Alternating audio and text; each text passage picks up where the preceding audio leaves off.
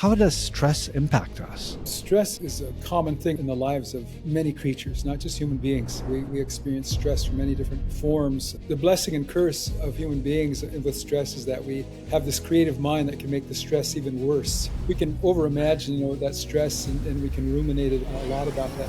Michael Yellowbird is an internationally trained mindfulness meditation teacher, scholar, and author of multiple books, including Decolonizing Pathways Towards Integrative Healing and Social Work. In my own tribe, we overcame many hardships in order to evolve to become human beings. And along the way, we understood that how important it was to have very clear understanding about how the delicate balance of life was with us.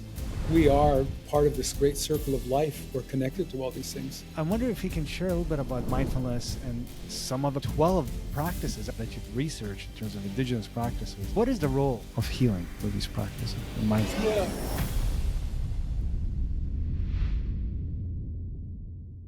Hello, everyone. I am deeply honored to have the opportunity today to share a conversation with Dr. Michael Yellowbird.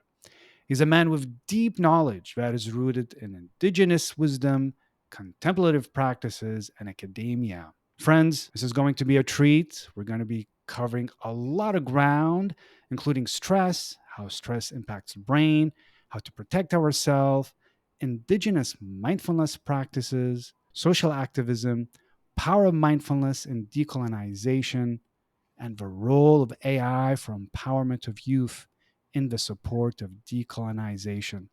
So you can see there's a lot of ground. I'm really looking forward to this. And for those who are not as familiar with Dr. Michael Yellowbird's work, he is the former Dean of Faculty of Social Work at the University of Manitoba. He's a member of the Mandan, Hidatsa, and Arikara nations in North Dakota in the US. He's a certified, internationally trained mindfulness meditation teacher, professional, and scholar, and has been practicing mindfulness meditation since 1975. He's a mindfulness consultant and trainer to many organizations, programs, communities, and serves as a decolonial, contemplative mentor and scholar. He also serves on multiple boards, and I don't know how you have the time to do so many boards, but one of them we are together, and he's the co-president of the Mindfulness Council of Canada Board of Directors. He's also the author of numerous scholarly articles, and friends, guess what? He's currently co-authoring 2 books, Arikara, Traditional Agriculture, Decolonizing the Social Work Curriculum, and he's completing 3 books. Wow, that's a lot. The Memoir of a Mindful Res Kid, Res Dog Meditation, Contemplative Practices for Healing People and the Lands, and Indigenous Social Workers Manifesto. Dr. Michael Yellowbird, a warm welcome to you to the Pause to Elevate podcast. Thank you, Casman. It's really great to be here. Thanks so much for having me. Thank you so much. There's so much to unpack here. And I'm wondering if we can begin to just your connection to these practices, contemplative, indigenous practices. What got you started with an interest, academic and personal, in mindfulness? Well, I guess I have to go back to a time and a period when I was quite young, living in a small reservation community where there was a shift happening at the time when I was growing up, where a lot of the elders, a lot of the folks in ceremonial societies were still doing some of the contemplative practices of our tribe. And that preceded this, a lot of stuff about mindfulness coming to the, west from the east. And so, like a lot of groups around the world, we were really deep into contemplative practices that were associated with honoring the earth, being connected to the earth, seeing ourselves in a place that was, all this ecosystem of all these different sort of sentience that was surrounding us. So, Mm, as growing up as a child, I heard a lot of words, a lot of songs, a lot of phrases that were talking about how human beings, Arikara people, and human beings were connected to all these different kinds of systems that existed, whether it was sort of on the Earth system or spiritual systems or star systems or landforms or waters or whatever it is, that was all sort of embedded in our language. It was embedded in our practices, embedded into ceremony, those kinds of things. Not unlike a lot of indigenous people around the world. Mm, So a lot of it, really had to do with contemplating on this connection and on this relationship. And part of it was to, a person to still themselves in order to begin to, establish, your place and your connection to that. When you look at it way back when, they talk about indigenous people being very silent, right? They don't speak much or whatever. A lot of times, I noticed like elders in the community, we're all kind of silent at different points in time. And it wasn't people were just silent for no reason. They were actually sort of contemplating on what was happening at mm, the moment. So it was pretty constant in the communities that time as I was growing up. So that's what really sort of, I was kind of raised into, in my family. I'm the descendant of people who were contemplatives, who were spiritual leaders, who were warriors, who were prophets, who were philosophers, and mm, healers, medicine people. And so that part stayed with me, but we were undergoing too at the same time colonization. That a lot of these mm, things were being lost or taken away or banned or prohibited, by the mm, government. It was in the United States where I was raised.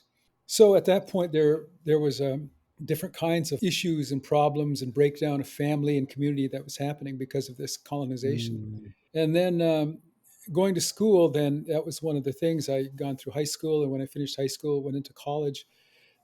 Some of these things would come back, that were traumatic. Growing up with these, losing our language, being punished by teachers, singled out, this microaggressions that were happening all the time.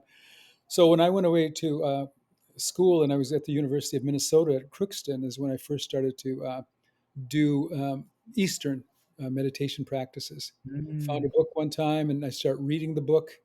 And it was really interesting because I thought, well, some of these contemplative practices, like visualizing this beautiful lake or whatever it is, was really quite, similar to things that, my own people had done. So wasn't too hard to make that transition into that. So then I started mm, to practice a lot, and then I start kind of coming upon some of the teachers that were teaching at that time, different folks. And so that was way back in 1975 when I was an undergraduate. I started practicing, and at that time in Minnesota, North Dakota, there weren't really any teachers that mm. one could go to. There weren't really many groups that I knew of, sanghas or anything like that, where a person could go and be Like with other people. mindfulness, you mean meditation? Yeah, yeah, yeah, Yeah, yeah. yeah, yeah, yeah. Like those kinds of support or groups. Mm, That was kind of, kind of on its way in, kind of on the West Coast, maybe on the East Coast, but mm. nothing like that. So those of us who were practicing at that time were very few and far between at Ah, that time. So it was a, kind of our personal practice, and we just kept it up, and I kept it up all through the years, on my own mostly until I probably in the late 80s I discovered John Kabat-Zinn's work, and I started reading a lot of his work, and then I started mm, reading other people who were actually sort of engaged in contemplative practices at that time. So mm, that's kind of just a starter how things happen for mm, me. So mm. And you mentioned John Kabat-Zinn. For those who are not familiar, he created the mindfulness-based stress reduction program in UMass Medical School, which is quite a very effective program. So here you mentioned, I just want to go back to your story. And part of your story, I heard a lot of connection. You're talking about nature, connecting with others. And it took me back to just beautiful experiences I had in doing some sweat lodges and hearing for the first time all my relations, the word mm, all my relations. yeah. So I wonder, for those who are not familiar, what does that mean? What is the meaning of all my relations when it's said at ceremonies and Yeah. Well, I mean, it's really sort of a declaration or an exclamation of understanding that says, we are part of this great circle of life. We're connected to all these things, and the energies, the interactions between things that have been constant, as long as we can remember as human beings, even preceding the time before we were human beings, when we were, some people believe, when we were stardust or when we were, kind of from Mm, the soil or from the waters or whatever it was. We have these connecting points, in our lives, and most tribes in North America have that kind of understanding, where they come from. It's this kind of autochthonous sort of relationship coming from the earth, coming from a body of water, whatever it is. And along the way, in my own tribe, we overcame many hardships, in order to evolve to become human beings. And along the way, we understood that how important it was to have very clear understanding about, how the delicate balance of life was with us, Mm. whether it was climate, whether it was waters, whether it was rain, whether it was, with other people, or whether it was with animals, two-legged, four-legged, or Yeah. those that swim or fly.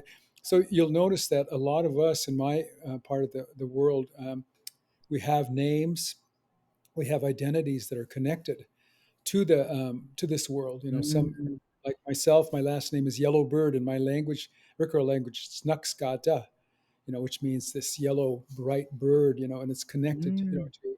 to stories. And there's a lot of folks that have these names. And then we get our personal names too from our tribe, which then kind of help define us even more. Like my father's name, Skitsadanu. In my Mm. language, Skitsadanu means the wolf trail, and it was the wolf trail was the Milky Way. So when our tribe looked at the Milky Way, they said this is probably where the wolf came down from this trail, came to the earth, and helped human beings build the earth. Wow. So it was like, well, it made sense, because we're all stardust, right? Really, that's who we are. That's Mm. what we're made up of. And so, in a sense, they were right, about that. But this is the thing: there, it was that kind of connection to the stars, to the moon, to the sun, whatever it is, that we were part of this. So that's what all my relations when you come out of the sweat lodge, means is that we're just have this acknowledgement of this really dynamic connection to all these things.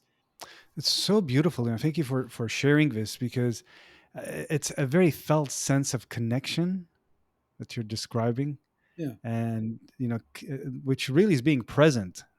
And what mindfulness invites us to do is just be present with the senses and being present. And what you're describing is these beautiful traditional practices, like sweat lodge, for example. I know we'll talk more later about it, but it's just being deeply connected to the elements of life, yeah, the element of nature, of the ground, of the temperature, going to cold water after, like all these, deeply connected. We're not separate, but somehow as humans, we've found some separation, that it's us versus nature rather than we have a blessing to be part of nature. yeah. It's interesting now, because Western science kind of finally has acknowledged that we share a lot of the same, genetic profiles as many other creatures, even plants and trees. Human beings share similar genes to certain kinds of Mhm.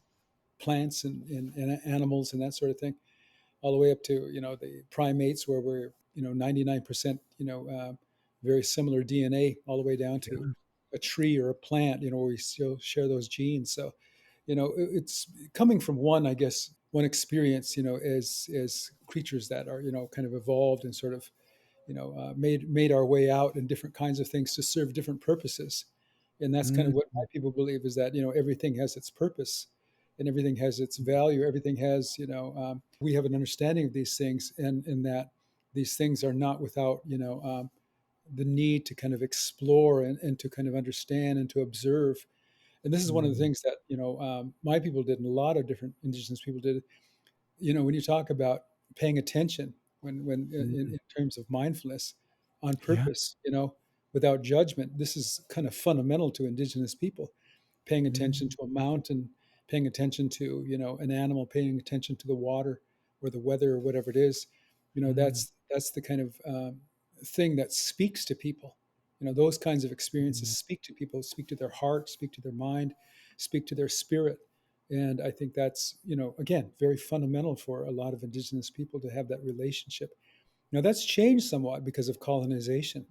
We can't go back and say, well, we still do that kind of thing, because we don't. Because of colonization, we're moved off our tribal territories. And the Right. largest population of indigenous people now in North America live in urban areas.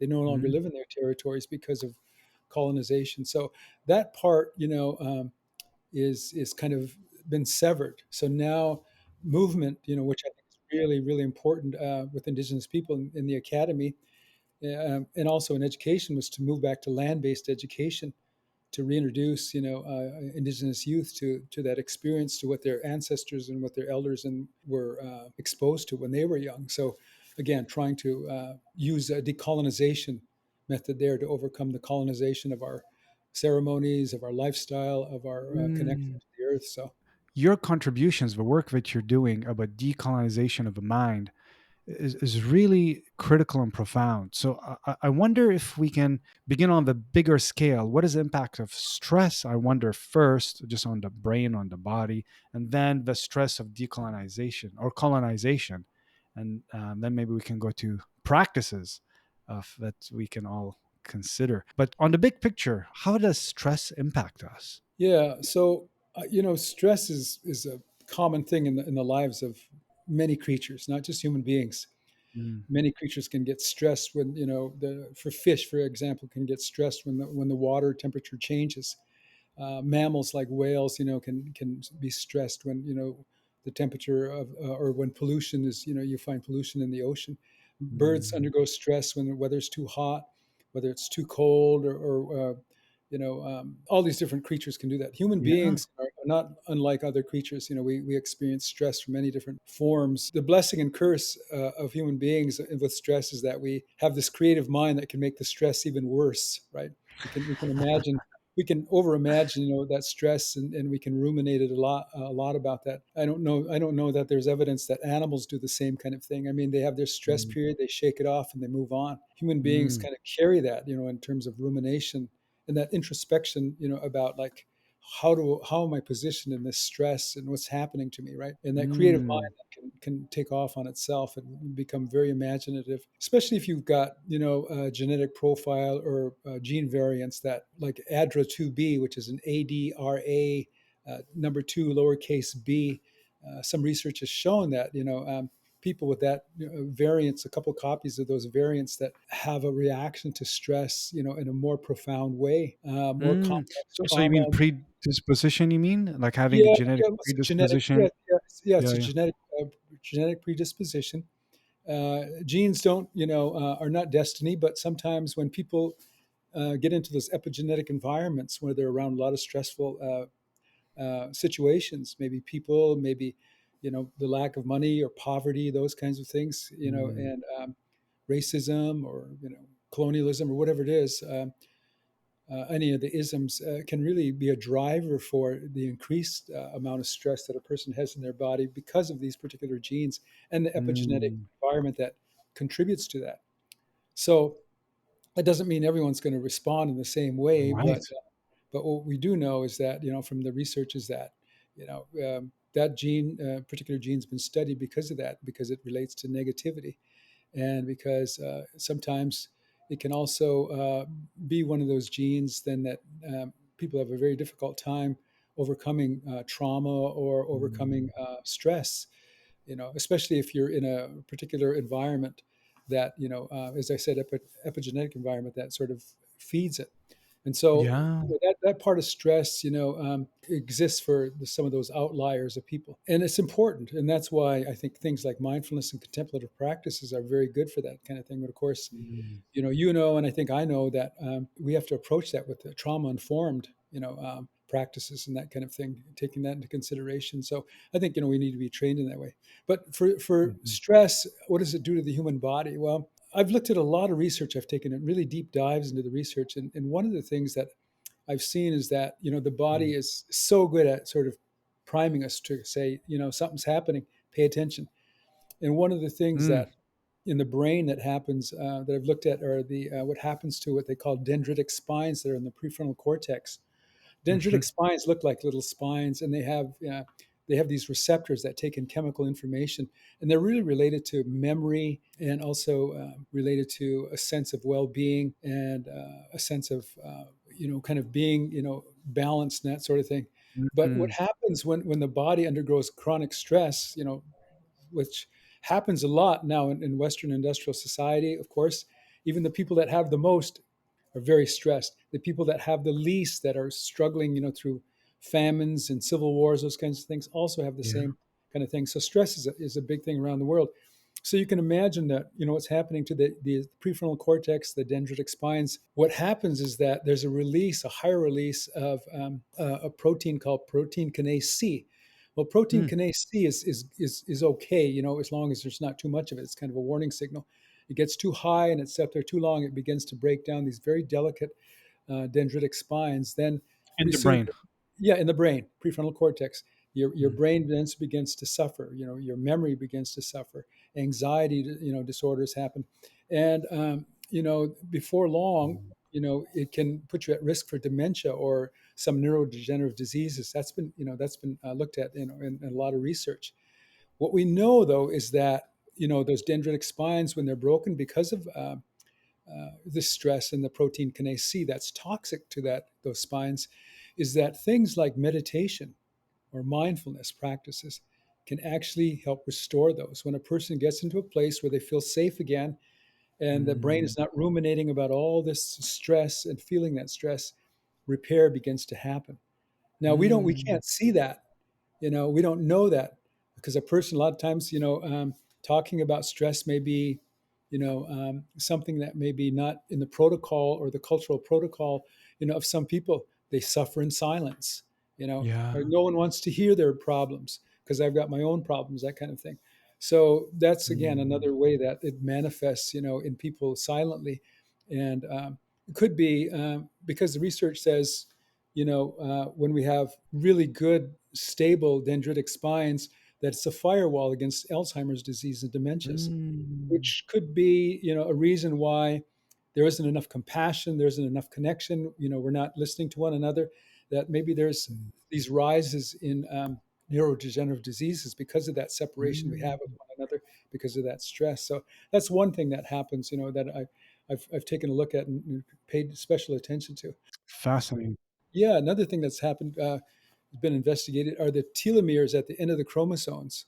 We know that these caps on the end of the chromosomes, when they're longer, kind of it's coding then for someone who's healthier and younger and that sort of thing. And every year as we get older, they sort of degrade and naturally and normally. However, chronic stress does the same thing. It degrades them quicker, bringing on the Mm. diseases of aging earlier. And of course, then it makes us more vulnerable to cancers, to chronic metabolic diseases like diabetes, hypertension, obesity, all of those kinds of things. And that's been measured, that's been looked at a lot. And of course, you know, there's a thing. What do we do about that? We don't know about that unless we can actually do a blood test on someone. In fact, Mm. what's really interesting about this, Kasim, is Mm. that now it's known that generationally shorter telomeres can be passed to the next generation. So if Ah. you've got a great great grandmother that went through starvation at some point, and and her telomeres are shortened, it's highly likely, it's probable, I should say, that she'll send shorter telomeres to her daughter, which will make Yes. her biologically older, and she'll send it to her daughter, which will make her, and sons and children, which will make them biologically older. So that kind of thing. And if it doesn't stop there, it'll continue on, and then people will, Mm. because people are going to have their own stressors. So Of course. I'm carrying great great grandma's stress. I'm carrying grandma's stress. Now, mom kind of like did Mm. better, right? She started practicing mindfulness and all those kinds of things, and taught me how to do mindfulness. Well, guess what? So we know now that then there's restoration that can happen in the telomeres too. Some of the Mm. research that came out of a book called Altered States by Dan Goleman Mm. and Richard Davidson, Mhm. two neuroscientists, actually talk about this, and others have talked about this too. Is that I think it's like, there's an estimate looking at all these studies in populations. Like, if I'm getting this right, it's like after 5,000 hours of mindfulness practice, that you began to see improvements in cellular markers, for in Mm. aging, which means, and the way I read it is that there's a little bit of reverse aging going on at that real Yes. molecular biological level, right? You start to recover some of that what you've lost, but it takes a lot of hours to do that. Um, Mhm. So those kinds. It's just like if you have a stroke, right? Or if you have an injury to your arm, if you practice and work on it, then it's going to get stronger and you're going to recover. The same thing Right. happens, in the body and these real small molecular sort of cellular systems too, as well. So So you're naming a couple of things. One of them is this generational trauma that can right, get passed on a genetic level, and it doesn't mean, like you said, it's fatalistic. It's genes can upregulate or downregulate, and that's that's the power of choosing to create healing, and that's what you're mentioning. Is like, oh, even though if we have these passed on, what if there's something we can do? And the research is showing even 5,000 hours to create change, but on a genetic level. But I wonder even if even less hours can create other forms of changes, because some listeners may go, 5,000 hours, how am I right, going to get to yeah, 5,000 hours? yeah. But did they mention also other markers in terms of Oh, change? yeah, yeah. I mean, some of the research I've seen goes down to like 20 minutes, half an hour. Doing things can begin to kind of stimulate, healing in the body. Even like there's research I was looking at where people do self hugs. You don't get Oh enough yes, hugs, so you do self yes. hugs. That's been looked at too. And even a self hug for like 2 minutes, close your eyes, hug yourself, hold yourself Mm, tight, can begin to create a change in the body and the brain, a mm, rise in the dopamine, the reward chemical, a rise in serotonin in the body, a mm, rise in oxytocin, bonding, caring for myself kind of mm. stuff, which those all send thrive signals to the brain, to the body, just with a self hug. And that research has been done, not a lot, but I've been reading some of it where it's like, Yeah. wow, it doesn't even take much. But then, you roll into like 100 hours of practice, you're going to find you're going to have better emotional regulations. You Mm. go and start getting better, a sense of introspection, what's going on in my body, how am I feeling, kind of thing. Right. Yeah, and then as you move on to 1,000 hours, you find out that you get more changes, better emotional regulation, greater awareness and focus, much reduced activity in the amygdala, the fear, fight, flight part of your brain, Mm. and also I think some at when you're getting some of these hours in, like 1,000 hours, a person can get that in 2 years, 1,000 Yeah. hours of practice, and you could even do it in a year if you really dedicated yourself to doing like 3 hours a day of practice, hour Yeah. and a half early in the morning and a half an hour in the afternoon, then an hour in the evening or whatever it takes, to get that, Mm. but there's some other research too that shows that if you start getting into this 1,000 hour sort of kind of range and past that, there's a Mhm. part in the brain called the nucleus accumbens, which Mm. is part of the brain, and it's actually a kind of a circuit of that. But that part, kind of does many things. One of the things it does code for is like me, self. And Right. there's a guy by the neuroscientist, great neuroscientist by the name of Andrew Newberg, who's kind of done some research in this area. Mhm. And his research was, as I believe, was talking about how the nucleus accumbens, after so many hours of practice, begins to shrink. So Mm. identification with yourself begins to get less and less, and identification with the world around you gets stronger and stronger. Ah. So if you're talking about, people who've done a lot of practice, like indigenous people who have been out in the land, meditating on the land, meditating on the river, meditating on the mountains and the skies and the stars, that as they accumulate all this practice, probably Mm. what's happening in their brain, like so many other spiritual leaders around the world, the nucleus accumbens starts to shrink, and it's no Mm. longer, it's like about me, it's about me. It becomes, you know it's about us, and it's about Yeah. everything. So we get a stronger connection with that, right? Which Mm. is when you talk about the Buddha, that's what happened to the Mm. Buddha when he found enlightenment under the Bodhi tree. He sat there for all this period of time, and then all of a sudden there was enlightenment. And one of the first things that he could see was on this blade of grass, this droplet of water. He could see the ocean Mm. in this drop, right? And then the drop in the ocean. And he could, when Mara came back to tempt him and say, there's no way you're going to find enlightenment. What the Buddha did was he reached down and he touched the earth as a witness, right? Mm. So that was his connection to that. So I think, at that point, his nucleus accumbens, it was probably shrinking, shrinking, and saying, Yes. it's not about me, it's about the connection that everything is out there. So these are some of the Mm, things that, brain imaging and neurobiology has discovered, with mindfulness practices and contemplative practices. So it's mm, it's really quite fascinating, and I'm really I've really spent a lot of time looking at Indigenous people's contemplative practices to try to gauge, using sort of the Western brain imaging and science now, to kind of say, wow, this is probably what was going on when these people were doing the ah, ceremony with a tree or with a river. And as they did it for long periods of time over many, many years, this is why they believed the river was alive. This is why they mm, believed that the forest had sentience. This is why they mm, believed that, they were connected to the stars, because they could actually feel that. And Andrew Newberg's work, again, in the brain, also kind of showed, I know we were talking about stress, so I'll get back to that. But I think what Newberg's work showed, and other people have mm, showed, is that I believe it's the right parietal lobe, once it goes offline after a lot of, meditation and practice. Um, I show a picture in one of my presentations of some of my fellow tribesmen that was taken about in 1903 by this guy, Edward Curtis. And they're standing in front of this sacred tree, mm, Atna, which is the mother. And they're speaking to the tree, they're honoring the tree. This mm, mother, this grandmother, who is a deity that, watches over the people, the tree.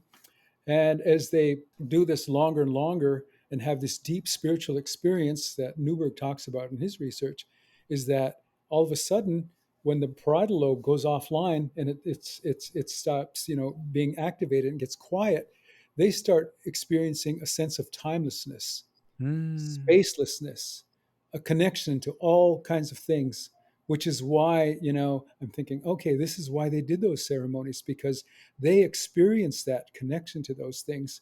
When Christians and when government people were coming into our mm. part of the territory, they didn't understand that. They thought this was primitive, really bad stuff. It Ah, was kind of devil worship and that kind of thing.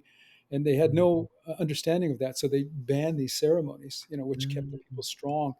So this is now what we understand when people do these research brain imaging studies on Buddhist monks or nuns, or Yes. others have done many hours when they have this spiritual experience. This is what's happening. They're Mm, getting a connection to everything, and they're transcending. There's this transcendence yeah. above that experience. Which again, then stress is not no longer a part of that. They've overcome that sort of thing, and they see the larger, bigger picture. Something to which I've been thinking Mm, about might be akin to the use of psychedelic medicine. Which mm. kind of helps a person expand their understanding and their consciousness that, wow, things are connected. You know, Yeah. so where we live in this place, in a Western industrialized world where there's a lot of stress, we're not experiencing that, very often. Yeah. We're experiencing this front line of trauma, of fear, of Mhm. worry, of Yeah. all these, microaggressions, all these things that are happening. Uncertainty. Yeah. Yep, yeah, exactly. So, So many stressors. I just want to go to something you were sharing, which really busts a myth that stops many people from practicing, which is thinking, "Oh, this is kind of selfish. I'm busy in my day. I don't want to take time just sit and do nothing. What is that gonna do?" And it's actually dissolving. Not in terms we're gonna forget who we are, but it's lowering the attachment we have to me, myself, and I, and all me, this narrative, this what's called the default network as well in the brain, that we're constantly blah blah blah blah blah, and really connects us with this deeper wisdom that we mhm, have, connect us with others. How can we be with our neighbors, our friends, our communities? So it's not actually selfish. It's creating connection to community, connection to nature. And this is where any activism can actually be ignited, is connection. right. So I just wanted to name that because it's just as you were saying, it's like this is such a clear example of these practices are a way for us to connect. It's not a selfish thing to practice. Oh, yeah, I know. I think you're right, because the more one practices, research is pretty clear, and the more a person opens up and develops Mm. compassion, develops connection to others. You know, it can be not just to other humans, but it can be to the land. It Yeah. can be to animals, dogs, cats, birds, whatever these, Mm. whatever sentience is found there. Um, Hmm. so I think that's the thing about having a contemplative, I think, lifestyle or culture. It's so Yeah. important to do those kinds of things. And to return to them. So, we're talking about stressors and the impact of stressors, and anything else on stressors before we. I'm really curious about the specific stressors of colonization. Um, and the impact on the brain. That's fascinating to hear about. But anything else in terms of big stressors that we're and how it impacts us before we explore colonization? Yeah, well, I think one of the things that, like I said, stressors do is, of course, they affect the physical body, the biology of the body. I mean, that's what kind of where we're led into right now. I mean, it's I don't think it's any kind of secret to anyone that as those of us who live in a Western industrialized society probably have very very poor sleep habits because of Yeah. all the stress of the work life, of trying to do too many things, trying to multitask, those kinds of things. But Yes. that affects us, in our sleep in a number of different ways, which of course has biological costs and social costs, for populations. I mean, the social costs are huge. Economic costs are huge when people are Mm. under stress. I mean, it's billions and billions of dollars of work, hours lost, hospitalization, days off of work, medications, those kinds of things. So in the end, stress really has this cumulative effect Yeah. where it not only affects me, but if I have a lot of stress, it affects other people because the costs of taking care of my stress, by a government or by medical system, spreads the cost out to everyone Right. else. So it's connected in that way. Stress is really connected in that way. So it's like I say, it's not only just social, emotional, and biological. There's an economic cost to it as well. That and Mhm. a social cost to it as well. And how it speeds up the aging process and brings on higher rates of morbidity and mortality and that sort of thing. So it's Mm. it's it's one of those things that we have not learned to really deal with it in a more natural way. What we do is we prescribe a lot of drugs for anti-anxiety and antidepressant drugs and those kinds of Mm. things. We don't get to the root causes because it's not something that we do in society. It's we'd rather sort of treat a symptom rather than the root cause. So Yeah. the last thing I'll say about stress, though, is this: not all stress is bad. There is Right. good stress, right? I mean, sometimes people use stress to motivate themselves. They use stress in healthy ways to kind of be aware of what's happening, and also Mm. like as I say, it creates for them a sense of urgency and purpose too, as well. Mm. Now that's a different kind of stress I'm talking about. A stress that a Right. person sort of challenges themselves to do better, to be better, right? There's that kind of Mm. stress that exists. So So, you're speaking as well as about the distress versus the good stress, the eustress. So there's some stressors that can help us grow and thrive and reach and stretch in the right ways. But there's other stressors that ends up really imprisoning us. So I'm wondering, in terms of indigenous people, and the research you've done of the added stress. yeah, I mean, it's kind of again complex. I think in a way because when we think about indigenous people, for instance, I'm just working on a book, finishing a book, and I'm writing about how my people were nearly wiped out by smallpox that came from European countries Mm. when Europeans first came to our part of the world. They brought, gosh, as many as 27 different kinds of infectious diseases. Wow. Everything from smallpox to measles to chickenpox to the common cold to influenza, all these different kinds of things that came. I was writing about it in about the 1780s. There were probably about 30,000 of my people kind of living on the Great Plains in the United States. By about the 1837, there were probably less than 1500 or so. And Wow. most of those had died from smallpox and measles, mumps, common cold, influenza, pneumonia, those kinds of things. So the survivors, what happened to the survivors? Well, they sort of huddled together, and they experienced a lot of trauma and loss from that Mhm. over many decades, just constant loss. So one of the things that happened to some of those populations on Turtle Island, indigenous people, because of that tremendous loss of life, Mm. that was just one factor. There was loss of language, loss of culture, loss of land, loss of resources.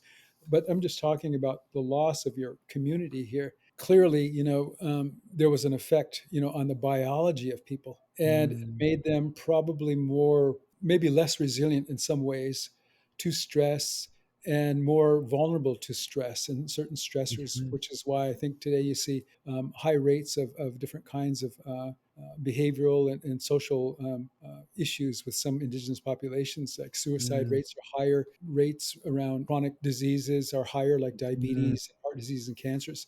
Those things didn't just kind of happen all of a sudden. Those are a product Right. of colonization. And so we live with those today, but I think a big part of it was the biology, the survivors of those. Russell Thornton has written a book called American Indian Holocaust and Survival. And Mm.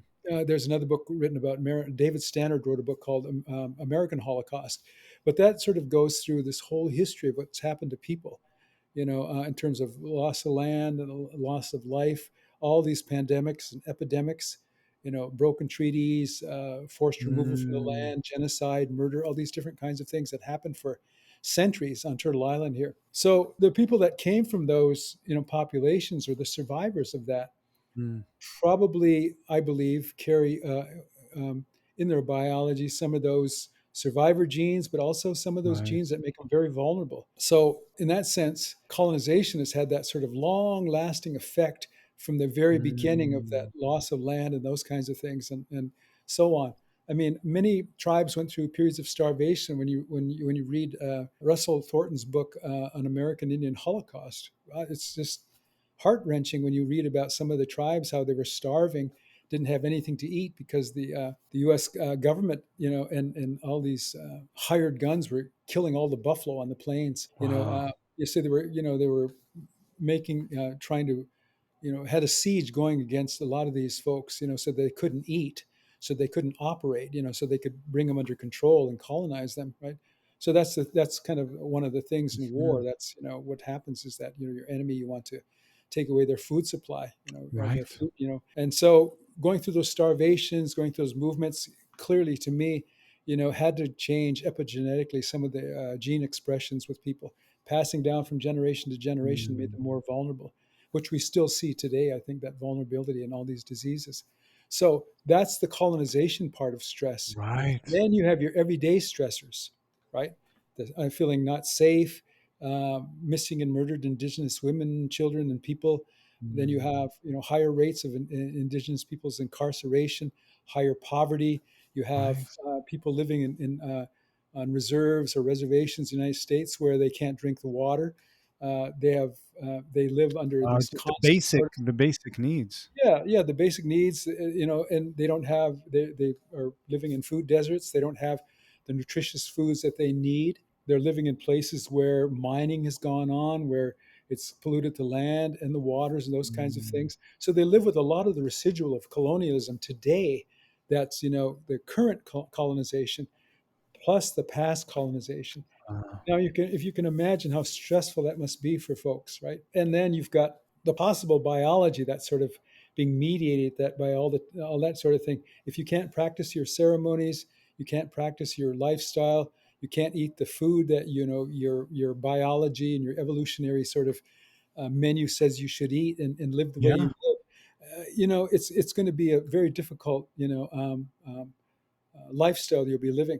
For instance, there's a lot of research been done in genetics in terms of cultural neurobiology, and when you look at that research, you understand that culture and genes co-evolve, which means that Mm. if our ancestors were eating, free-range foods and wild plants, and living off the land, they had a microbiome that supported that. Plus, they had genes Yeah. nutrigenomic genes that, if they ate the right food and they ate the right amounts and those kinds of things, which our ancestors did, they would have a much greater facility for better health. Now, when colonization came in and changed that, and took away all this land, took away all these places where Mm, they hunted and gathered, and all the places they traded, that was a big stress to the diet and the human microbiome, which was a stress on the brain, which is a stress on the mm, body, which caused obesity, which ah, caused chronic diseases, and also lower life expectancy, that sort of thing. So those are, again, some of those just common day kinds of stresses that that are there. I'm not even talking mm. about the racism in society. Right. I'm not talking about the politics. I'm talking about very fundamental things to the body that you know um, Mm, people have to deal with in here and now.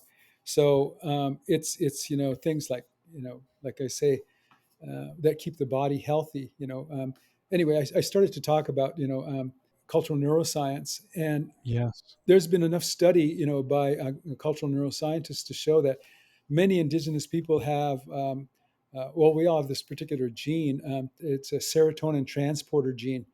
Mm, 5-HTT-LPR is kind of where the location is, or and the numbering. But it's this gene codes for a couple of things. One thing it codes for is collectivism. mm. And if there's a Amazing.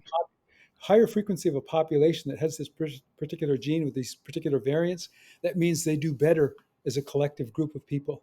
It protects them Mm, against anxiety and depression disorders, right? And so what happened with colonization is that the villages were broken up, kids were taken from home, put into residential schools, and of course, this affected this particular gene, right? yeah. And so it's no surprise to me that there's a higher rates of depression and anxiety disorders among indigenous populations, because this particular gene is found in more with greater frequency in indigenous populations, and that's been shown Mm, to be true in these global studies. And so that's one of the stressors of life, is that if you don't have support systems of your people, mhm. we all need it. We all want to be around our people, Yeah. and in particular, you know, it's a gene that like I say, is one of those things. It's that we know that it's important, so that Mm, when you have colonization coming in, causing this great stress, breaking apart your people, and moving you away from a lifestyle that was that a co-evolved with your genes, then you're going to run into some problems with the population.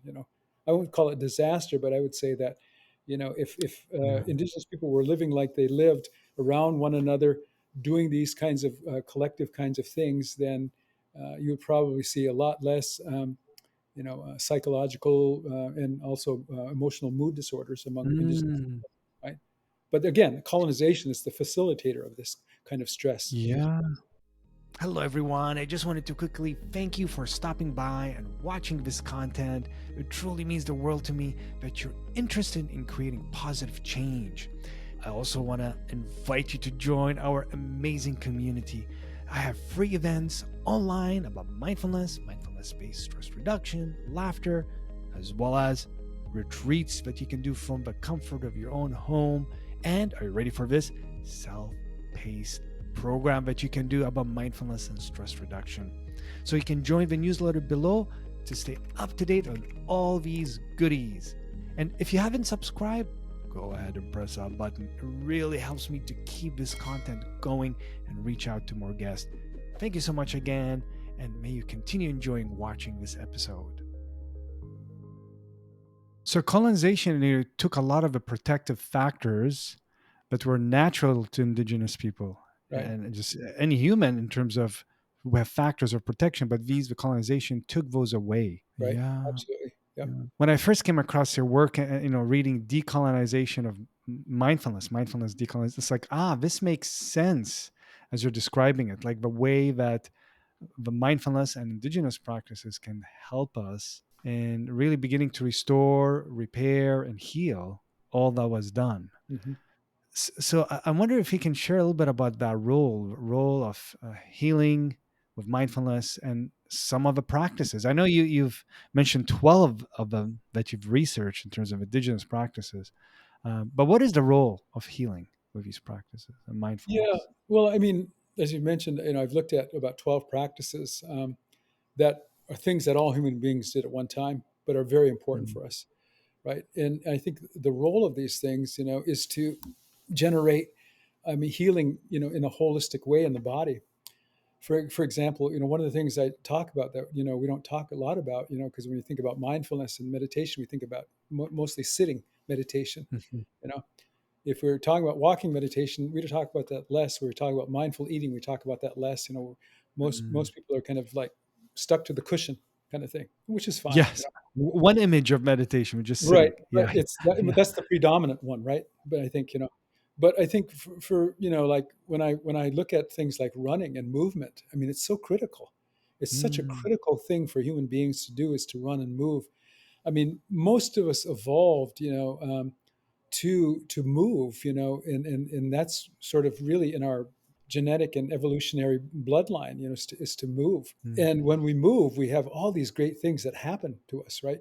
In our brains, when we run and when we move, we get our heart rates up. It begins to stimulate, our brain in different ways, so that we're able to kind of have a much greater facility to kind of pay mm, attention, right? A much greater facility to avoid distraction, a much greater mm, facility, to move from one cognitive task to the next without getting tripped up and just, staying there. So running helps us do that. mm, Running, helps us do that. Another thing, that it does, movement, is really what I found fascinating. I was reading a study, and other studies related to this, is that movement, like endurance running, you don't have to run fast, but you can run slow for so many miles at a nice slow, or even a fast walk. What it does, besides raising up the heart rate and making your heart function better, what it does is it changes the scope of this chorionic metabolism in the body. And in mm, this chorionic metabolism, you know, um, moves, in a way, when you start running, is that it moves from this toxic chorionic acid, or metabolism in the body, to chorionic acid when you start running, which then mm. provides a protective factor against depression. There's nothing that is better than movement, for depression. I mean, Yeah. running, couldn't package something like that. And we can all run, we can all at least get Right. our heart rate up, but this is a society that's kind of become very, very colonized in its movement, not only indigenous people, you know. Yeah. So that's one of the things. Another thing that running does, of course, is it raises your endocannabinoids in your brain. You feel better. The Mm, endocannabinoids actually protect your brain from assault, from different kinds of inflammation and that kind of thing, and it protects you against neurodegenerative diseases. But it also raises what they call brain-derived neurotrophic factor, BDNF. mm, BDNF is this factor that helps create neurogenesis, so you grow more neurons in your brain. And the BDNF, the brain-derived mm. neurotrophic factor, actually protects your connections in your brain, as well as your failing neurons, so they Mm. don't die. It helps protect those. Again, which then says, well, there seems to be some kind of connection, why there's Yeah. everybody's talking about 2050, where there's going to be, you know, millions and millions of people with Alzheimer's disease.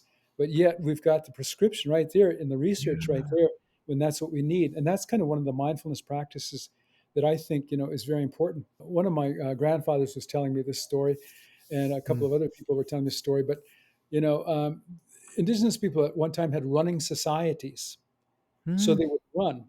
And they would have a leader running, and as they ran along, they weren't running fast; they were just running along, kind of in a cadence, and Yeah. singing a song about, the earth, about the land, about their appreciation. Oh, I'm beautiful. here doing a good thing. And they would do this call and response, maybe, where the leader would say to them, like, we're moving across Mother Earth in a beautiful way.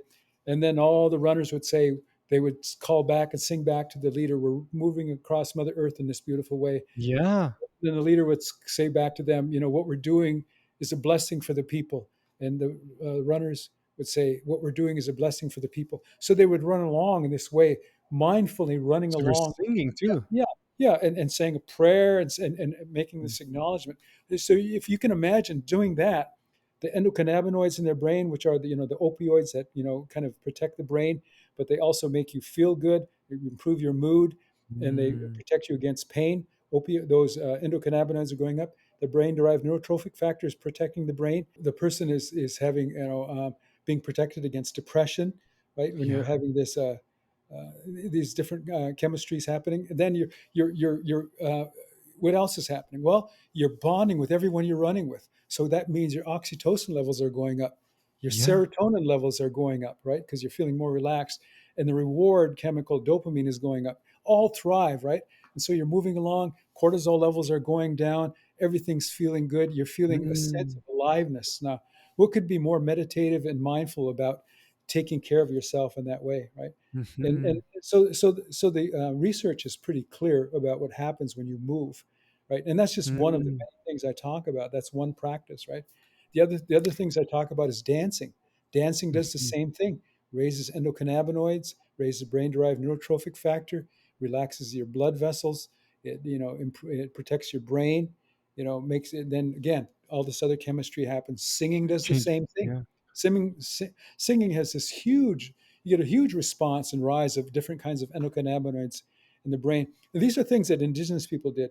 They ran, Mm. they sang, they danced, and these are some of the first things that colonization, went after, was to kind of Mm. remove these protective factors that they had. But we all need them. We all evolved as human beings to have this kind of facility where we've got, the biological, the genetic hardware to be activated when we do these mindful things, and we do It's them mindful, available to us. always available. You know, it's so interesting. It's one of the things in my work and one-on-one work and the counseling clients is, when someone is struggling with mood, is one of the first things I say, as a homework is, what's a small step we can do around movement? Like, what is it? Is it going for a 10-minute walk, 15-minute walk, returning to exercise? And it's amazing to see changes when people do it. And I so love how you've highlighted this because it's so true. Like, not just on the research, but in terms of personally speaking, it's I fall in love with running myself. And I actually just training for a half marathon. I did one a couple of months ago, and there's a feeling that I've been getting from it. Like, there's, they speak about the runner's high, right? And it really is just so beautiful to be out, to whatever the weather, it's raining, it's sunny, just be with the elements, see, smell, look, Yeah, hear. It's so beautiful. And of course, if someone is not able to run, just doing whatever you can. It might be slower walking, or it might be, you know running in the water, like water running. There's a lot of ways. But thank you for highlighting that. It's such a human element that's yeah, available, this movement. So here's movement, and you mentioned dancing and singing as practices. Mhm. yeah. And there's a lot of good research that shows that, for dancing, for instance. I was looking at one study. I think it was a 10 or 12 week study that showed ballroom dancing with these Hmm. elderly people were experiencing mild cognitive impairment. After about 10 to 12 weeks of practice, their memory started improving dramatically, dramatically. Yeah. And then that's the thing is, it takes mindfulness, to be paying attention, not Yeah. judging your steps, but being aware of what you're doing and getting into the movement. Not only that, not only does it, and how did it improve their brain, their function? Well, it's Mm. memory. It's working different parts of the memory. It's like our bodies. If we don't move our bodies, and move our backs and move our muscles and move, and use our eyes and our head to do different kinds of things, they atrophy. The Mm. brain has atrophy as well. When you don't use it in creative, different kinds of ways, which is why all the new science is saying that do creative things, do Yeah. challenge yourself, learn Yeah. new things, right? Run, do these different kinds of things. Most of that has been done now in some studies. I've actually written about this, looking at some of this research where it shows that some of these things I'm talking about are actually very important firewalls against dementia, right? But Mm. that's certainly not. That doesn't happen in medical practice. Medical practice is more about the distribution of pharmaceutical drugs rather than saying, Yeah. you need to move. We need to get you Yeah. moving, right? And so Yeah. that has to change a lot. But it's like you, I ran this morning. I did my 5K Mm, this morning. As I ran along, I sang my song, and I looked at the beautiful. trees, and I could feel my feet on the earth, and I practiced doing that. I practiced, pulling in all the, being open to the trees as I went through the trees, even on the sidewalks, to whatever it is, paying attention, Mm, that kind of thing. I never mm, ruminate about my problems or my day. My mind is always about like where I'm at the moment, like how am I feeling? Wow, this is beautiful. This is good. And I sing, mm.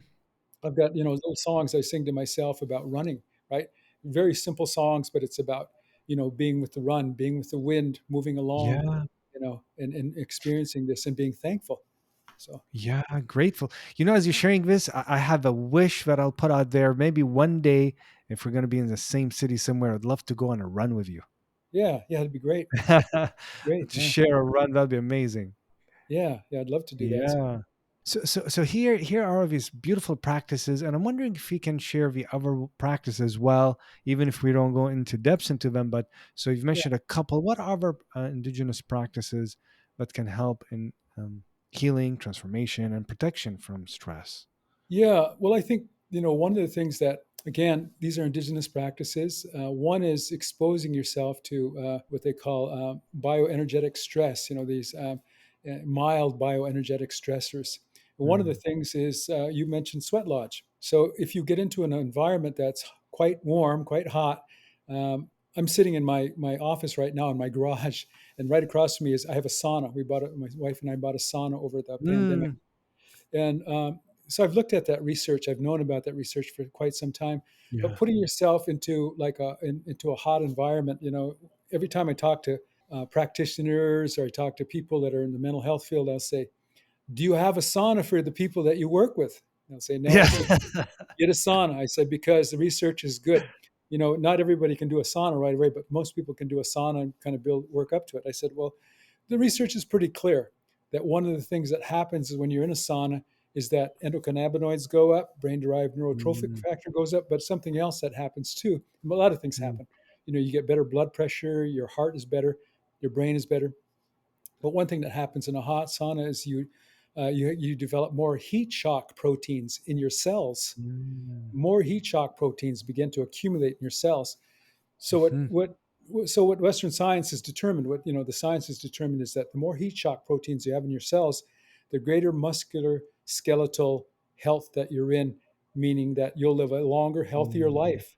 And even if you don't live, to be 100, if you live to be 80, 79 and a half of those years are going to be very healthy years, Healthy. right? Yeah. Yeah. So that's heat shock proteins. Same thing with cold Mm. shock proteins.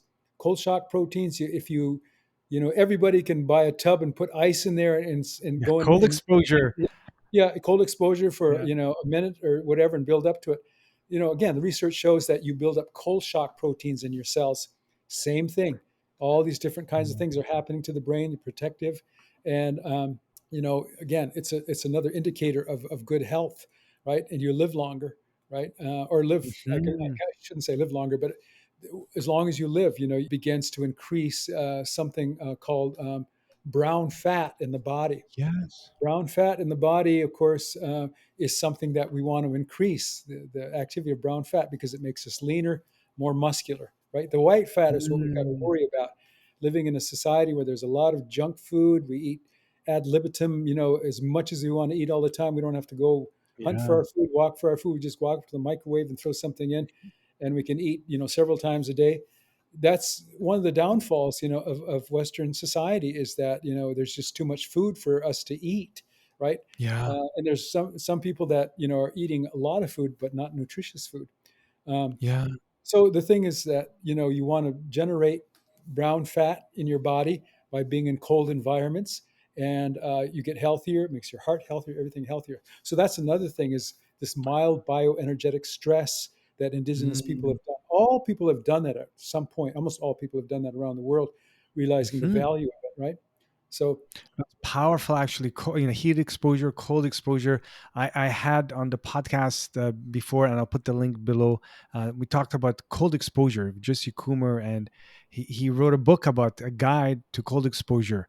mm, And because in the last couple of years, there's so many people interested in cold exposure, And sometimes people are overdoing it, jumping into like super cold lakes, and they're not ready for it, and getting frostbites. Right. Right. So he wrote a book about cold exposure, and I have to say, I've been experimenting last couple of years with cold exposure too. It's there's something very connecting again to be breathing, relaxing, feeling the coolness, even if it's 10-second cold shower, 30-second Yeah. cold shower. Yeah, you may have heard of this guy, Wim Hof. I don't. Yes, I do actually. Yeah, Yeah, I did one thing with him a couple of yeah, years ago. Yeah, yeah. He's got some really interesting stuff that he does. But of course, it's Wim Hof's work is sort of comes from Tibetan practice. yeah, Yeah. So I mean, that's pretty ancient sort of practice. Cold yeah. exposure, heat exposure, those kinds of things. And Mm, the other thing that I talk a lot about. In fact, I'm reading a lot about it. I've read a lot about it. I'm reading some more about it these days. mhm, Is intermittent fasting. you mm. know it's a very, very important kind of thing for us to do. I think those of us who are privileged, living in a first world industrialized society, um, because it does so many really wonderful things for the brain and the body. Mhm. That's how we evolved as human beings. Yes, you know yes. Can you share what that is for folks who don't know what intermittent fasting is? It's a yeah, certain yeah. feeding windows. Yeah so sorry, I'm off the screen just for a second here, but Yeah, yeah. yeah. So I this is probably one of the best books I've read on it, Mm. and it's by Mark. Interfast. Let's see So the Intermittent fasting revolution. yeah, by Mark Yeah, Matson. I'll So put that Mark, link in the show yeah, notes. yeah, Mark Matson is a great scientist. He's really, I mean, I followed his work for a long time, but Mm, one of the things that if people don't know about intermittent fasting is that most cultures have fasted religiously, mm. and sometimes just because of food shortages and so on. For indigenous people, calorie restriction was a reality. Yeah. There was, we didn't have supermarkets. The supermarkets were the forests or the waters or the lands. Mm, If there was a drought, if the plants didn't do well, if there was disease in the plants, or animals moved out, or if there wasn't enough fish or whatever, then of course people practiced calorie restriction. They had to. yeah. They only ate so many calories a day, and generations of that prepared us to do that kind of thing, right? I Mm. mentioned this gene before, the serotonin transporter gene, this collectivist gene. One of the things the collectivist gene also does is it codes for humor, in a sense, in laughter. So, Ah, so laughter so as a practice. right, laughter is a practice. It's cultural, right? Cultural, many cultures, teasing, pranks, funny stories, trickster stories, Mm, but teaching, is something that I also talk about in terms of a meditative practice, is also, laughter and humor. But mm, so what I learned about this was that there was a group of indigenous people, probably about 1636, on the east coast of Canada. mhm. Forgetting their names right now, but they this Catholic Jesuit priest had come among them to minister among them and try to convert them. So, but they were going through a spell of not eating, you know, Ah, and they had gone for several days of not eating, and the priest was writing in his journal like, "Oh, I'm suffering. It's please God help me. I'm going to die, whatever." And mhm. so some of the guys from the community would see him, and they sat him down and said, "Listen, you know, you don't look so good, you know, you know." They said, you don't, don't let yourself get down to this place where that's all you're thinking about. He said, look at us. We haven't eaten for, several days, but we still laugh, and we're still working hard, and food Mm. will come about when it needs to come about. We're staying open to that possibility. And so the thing I said, think about that. How many of us, when we're really Wow. hungry, laugh, right? Most of us don't laugh because we're in a state of what they call, the scientific term is hangry, right? It's not really scientific, Right, right. right? But they're hangry. Well, it's part of the reason is because we eat so many carbohydrates that it Yeah. activates our pancreas to release more insulin. So we've got this really crazy process happening in the body. This insulin release high all the time. Our blood Mm. sugar, glucose rises are just out of control all the time. For hours and hours during the day. Sometimes when people are eating fast foods, drinking soft drinks, and drinking alcohol and those kinds of things. Yeah. Um, and so when we talk about fasting, this is the thing that all us cultures evolved at some point. Before the Mm. age of agriculture was if we fasted, we had calorie restriction because we were all hunter gatherer populations at that point, right? Mm. Before the age of agriculture, 12,000 years ago, 10,000 years ago. So it's part of who we are. That's part of our our legacy as human beings. Ah. So now what's been discovered with intermittent fasting, and what that means is that according to the protocols, is that Mhm. people fast for like 16 hours a day for one Right. protocol, and they have an eating hour of 8 hours, a day. So within that eating, from 8 to 4, Window. yeah, that window, whatever it is, they'll eat. But after that, they don't eat. And I do that. I Yeah. did 18 hours this morning, right? Yeah. But I do that every Me. day, about 18, 19 hours. Yeah. My minimum is 17 hours. But I also exercise in a fasted state. When I went for my Yeah. 5K run this morning, I hadn't eaten for 14 hours by then, so I ran pretty hard for me. Ran out, ran back, singing my song, gratitude, Mhm. whatever came back.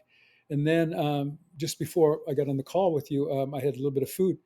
And so Matson's work kind of gets Mhm. back to this and says, this is what our ancestors did, and Yeah. that's part of our biology and our evolutionary sort of, heritage, is that we Mm. didn't get up in the morning. First thing is grab a cup of coffee and eat. The first thing we Right. did, we went out and maybe had a little bit of water. Then we went to go look for some food, and that probably Mm. took us, 3 or 4 hours or whatever it was. And then we had to look around in the tribe, all of us. At one time, we looked around the tribe and said, "Gee, we can't eat too much here because it's got to go around. So I'll take a couple bites and pass it on, and so on. So Yeah. everyone in the village would eat, right?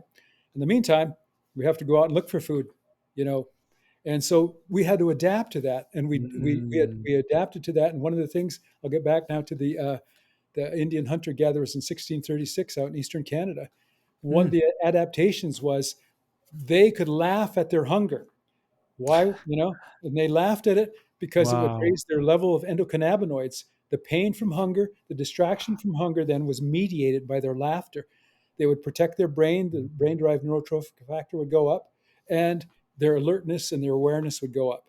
That's what happens, when you're in a fasted state. You're more Mm. creative, you're more resilient, you have a better, you drive down inflammation levels, and so on, Mm. which is why, Matson calls it a revolution now that people Yeah. are a lot of people are really working at that, and his research is really talking a lot about how it's changing the way our brain works, and because one of the things he says is food was sparsely distributed animals in the wild, and our human ancestors prior to the agricultural revolution consumed food intermittently and in competition with others, right? So that's what you're talking about, is that we had to switch between these periods of negative energy balance, where there were short fasts all the time that were happening to us. We evolved to do that, and Mm. and exercise at the same time, and positive energy balance where we were eating and we were resting, right? And we could, in both those kinds of states, optimize our general health, is what he talks about. Mm. So in the research that I've read and a lot of stuff I'm reading today, one of the most important things for human beings is calories. Yeah. The quality of the calorie and the number of calories, not too much, the right kind, is going to optimize health, thinking in Mm. the brain, drive down, inflammation, uptick Mhm. in a sense of feeling of well-being, driving down those markers of, depression and anxiety and those kinds of things. It's a kind of a big shift, that Mm. happens. People like Daniel Lieberman at Harvard University talk about Mm. depression as being a novel disease. So we Yeah. didn't have time to be depressed way back and when we were hunting and gathering food all the time. That's where we Right. spent most of our energy, hunting and gathering food. And when we were successful, we had ceremony, we celebrated. Even when we weren't successful, we were looking, we celebrated, we danced, we sang, to call in the animals or to call in the balance or whatever it is, which is why dancing, movement, singing, and Mm. exposing ourselves to these mild bioenergetic stresses are all part of a mindfulness practice that to me, that I think, Mm. that we need to live as human beings. So So many different practices, and some of that it have picked up in popular culture, like, oh, intermittent fasting, good for you. But here, clearly, this has been going on for so long, This Yeah, is the beauty of indigenous wisdom. Like it's we're just rediscovering things that have been there all along. absolutely. So all these different practices that you've named, and laughter included as well in them, quite beautiful. Anything else in terms of practices, and maybe you can guide us through something if that's okay too. That'll be Yeah, wonderful. yeah. Well, the last thing I'll mention, there are more, but the last thing I'll mention is being outside. Mm. We've shifted from being people that spent 20 hours a day, outside sleeping, in tents or huts or Yes. structures that were on the ground, almost like being outside. But we spent, a lot of time, maybe, 16 hours, 17, 18 hours outside every day, human beings, hunter Mm. gatherer populations, and maybe, 6, 7 hours sleep. Today, we don't do that. So I think that's really important thing. We've got this really challenge, I Mm. think, in our society today with ecological illiteracy. We're not very literate or connected to what's happening in our environment. Mm. And so some of the practices that I've designed, that are indigenous mindfulness practices have to do with sitting on the land or sitting, in the space, with Ah. connecting to all these different kinds of things that exist, like the wind, the sun, the moon, the stars, the ground, the grass, all these sensations that belong there that the body can remember, the mind can remember from an evolutionary sense and our connection to that.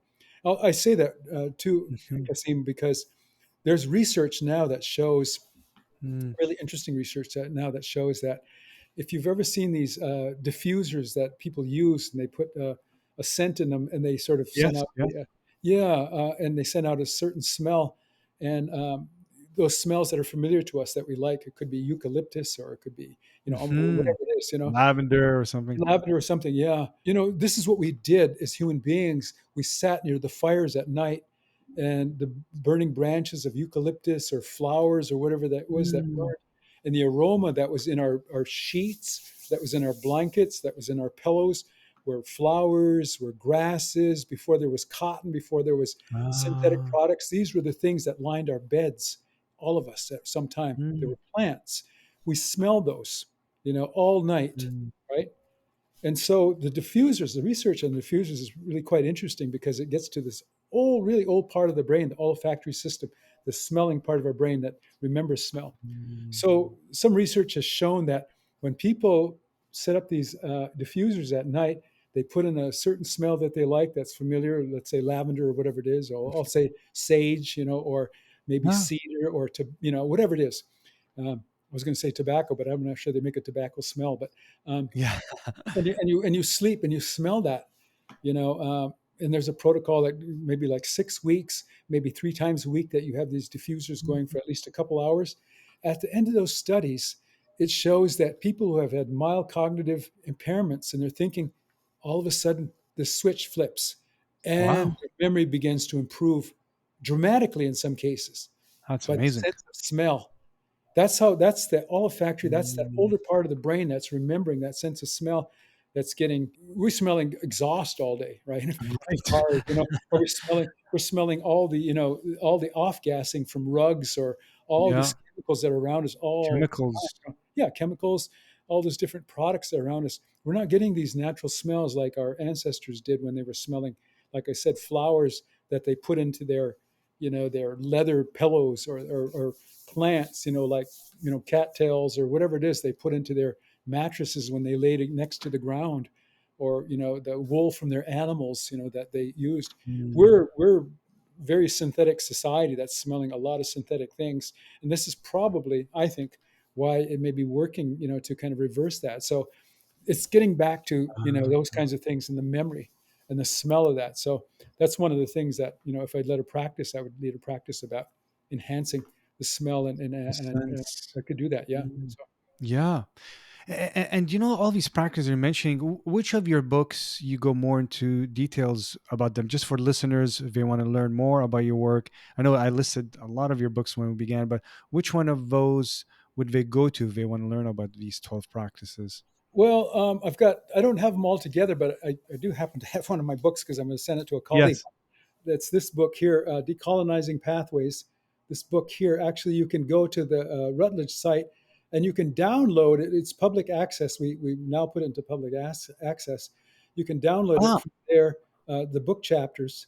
You won't get a hard copy, but you can download some of the chapters. And the in chapters. this, yeah.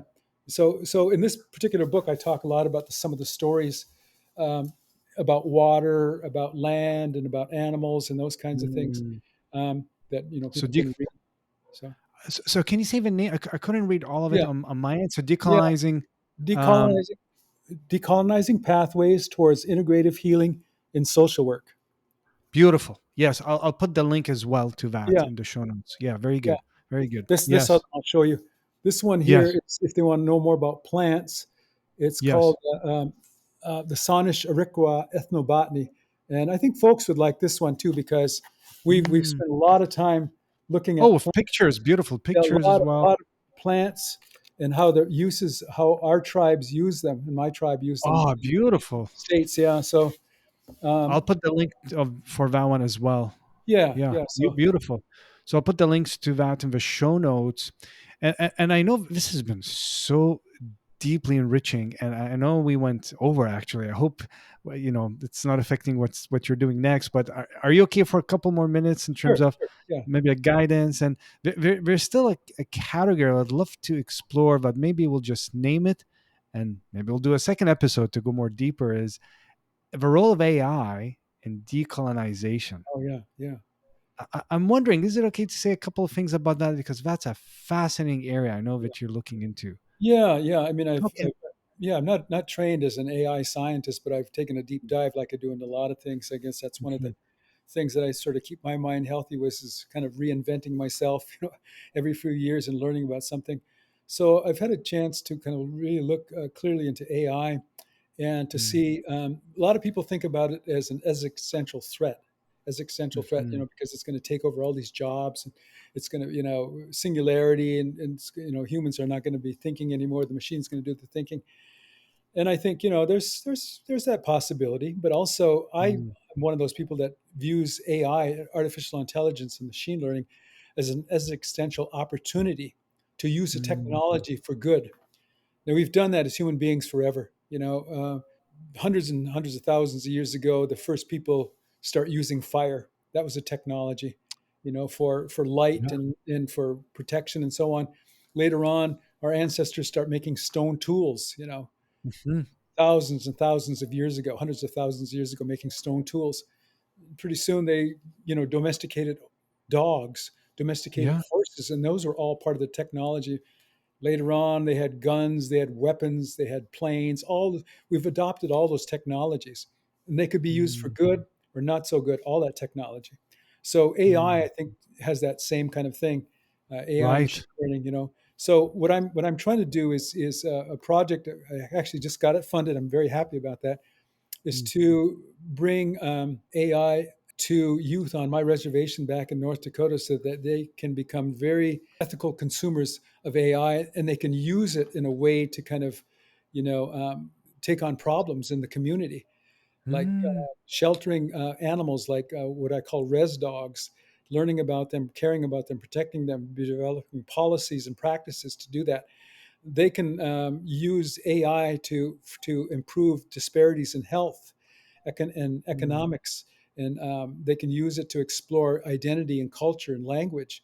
They can use it, also in a big way Mm. to what we're going to do is teach them about futurist paradigms and different theories so that they can use AI to bring together indigenous wisdom along with all the other collective wisdoms that Mm. exist in the world to design the desired and healthy future that they want and how to get there. So it's a hybrid kind of Wow. approach, using all this knowledge and then using that machine to help them move that kind of forward. So at that point, when we finish the project, they would be very learned, experts in this particular area around AI and know how to use it, just like any other technology we've used before. The Mm. advantage now is that we've got the machine and all this other knowledge, Yeah. to know that it didn't take us a million or 500,000 years Right. to learn how to use fire in different ways, right? Instead of just for cooking Mm. and light, we use heat and those kinds of things in dynamic ways, for nuclear energy and those kinds of things, all that sort of stuff. Mm, So this machine learning is going to help, match them up to think critically and to kind of ask critical questions and to come up with solutions, and then to kind of even kind of work with one another to come up with, kind of stepwise processes to how to get there, in these mm. ways, and have this, as a factor, or as a support to kind of guide along to say, this is really, this is really how we move along in this trail. So that's the kind of thing, we'll be teaching these youth to use AI in that way. So That is phenomenal, truly. And I'd love to stay connected to learn what happens with that. And when is that starting? we're probably starting at the end 25, of, yeah, no, starting at the end of October, early November. 24? Yeah, Yeah. just to start introducing that to community. Of course, we're getting all the tribal leaders, the tribal Mm, elders. We're getting teachers. We're getting parents, and we're getting educators mm. all involved in this kind of process. But it's really kind of building the next generation of youth to Yeah. have this capacity, this amazing technological capacity, then to kind of move into the next generation of thinking about how do we address these problems that have not been successfully addressed or only partially Yeah. addressed. Really wonderful. And using that tool as a tool to create change, using Right. AI to create change and Yeah. empowerment and decolonization. So, Yeah. really phenomenal work. And I would love to keep hearing again how it unfolds over time. So, Yeah. so Absolutely. yeah, thank you. There's truly so much depth and wisdom. Like I feel days with you will barely still touch the surface. So really, thank you for your wisdom. And are you okay still for time in terms of Sure. guiding Yeah. a short practice? Yeah. Yes. Yeah.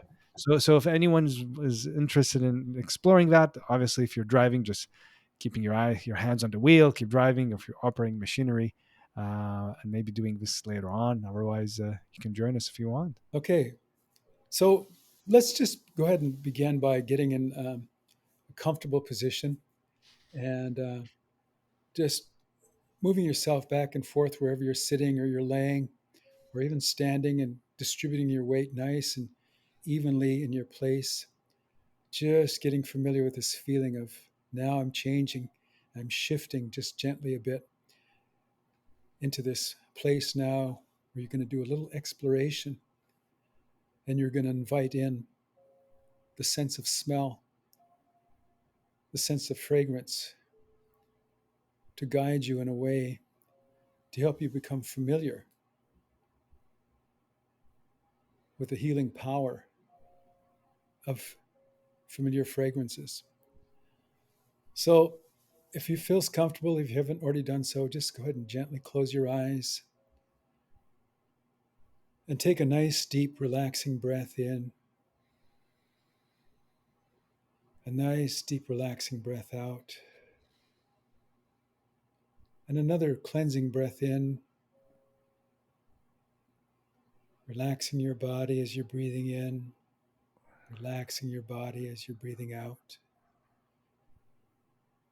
And for a moment, just pay attention to how you're feeling as you're honoring this breath that's coming in, honoring the breath that is with you at this time.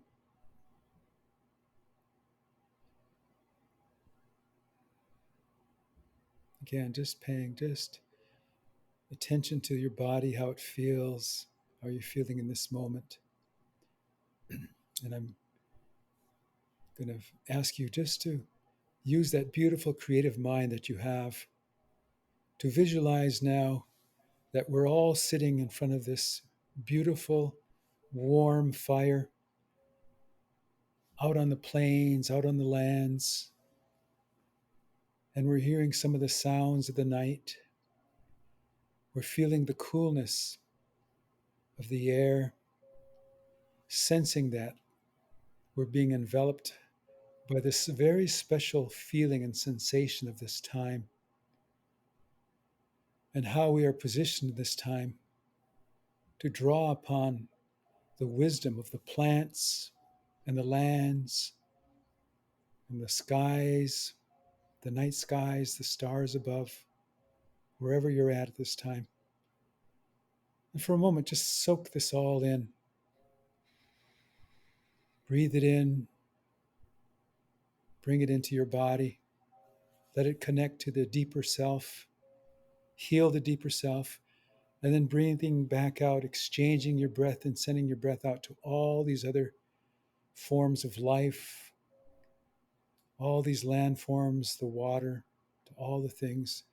And again, taking in another breath, breathing in the essence of life to all these things, with all these things, synchronizing your breath as they breathe in, as you breathe in, as they breathe out, as you breathe out, all in one unified field of awareness.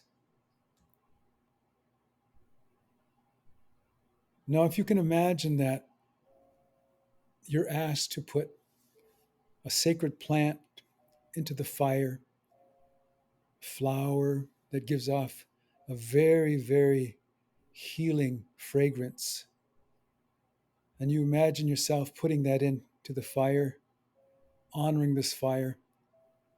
And as you sit back down, the fire gently begins to emit this beautiful smell, this warm feeling begins to come upon your body as you breathe in. And this smell enters into your lungs, circulates throughout your lungs, moving into all parts of your body, moving into your olfactory part of your brain, the ancient memory of the fragrance. As you feel the fragrance then and now, and from the past and into the future, that you are familiar with this healing power of this fragrance as you bring it in to heal your body. So just notice yourself breathing in, bringing this fragrance into the body, and watch it as it heals all your organs, heals your brain, your eyes, how it heals the feet, the legs, the bones, how it heals the heart, how the body understands and feels familiar with this smell. As you breathe out, exchanging the breath now with the fire, continuing to breathe in, just relax, allowing this fragrance to come in. Maybe it's the smell of sage. Maybe it's the smell of pine. Maybe it's the smell of cedar. Whatever that smell is, feel it come within and to circulate in the body. Now I want you to use your beautiful brains and minds to see this fragrance envelop you completely, circulating your whole body and protecting, forming a protection around you and a memory of protection around you as you breathe in and as you breathe out. And notice how good and safe you feel in this spot that you're in. And remember always that you can always come to this spot, back to this fire, back to this place, back to this time, and back to this fragrance for a sense of healing, to return to a sense of balance, to return to a sense of familiarity, a familiarity that's ancient, that has been passed down from ancestor to ancestor to ancestor, from village to village to village, from fire to fire to fire. The space always available.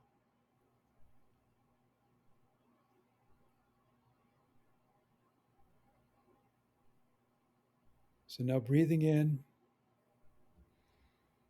feel a sense of relaxation, a sense of protection, a sense of wellness. And again, remembering that you can always come to this place. Now coming back, just gently shifting your awareness and attention coming back to this space.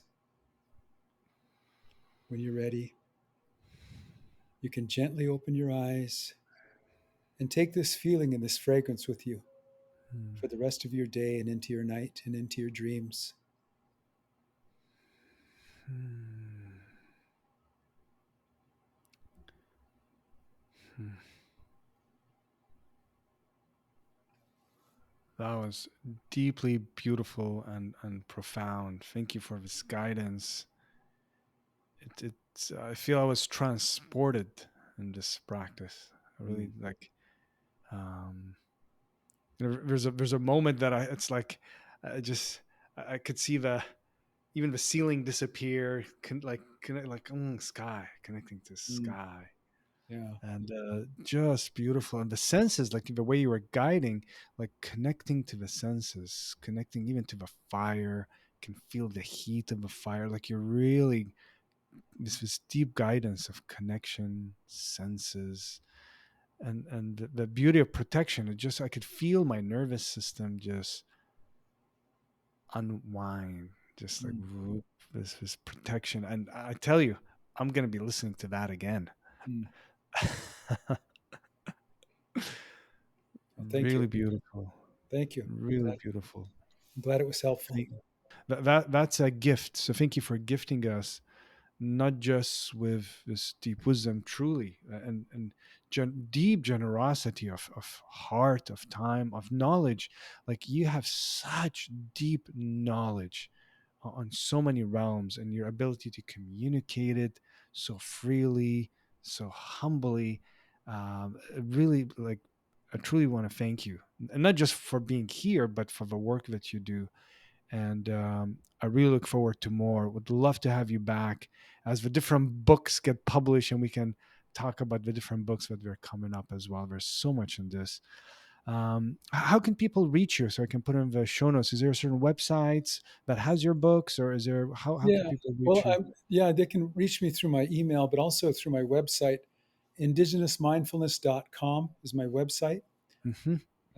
So I can be reached there, on that. So I still have to update the website, but it's something I'm working on right now. But I can be contacted through that, but also through my email, which is michael.yellowbird at umanitoba.ca. Okay. So yeah, I can be contacted there too as well. So There.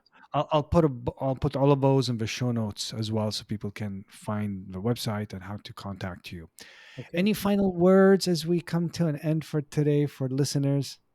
Well, I don't really have any final words other than just a big thank you to you, Kasim, for Mm. inviting me to be on your podcast and your show.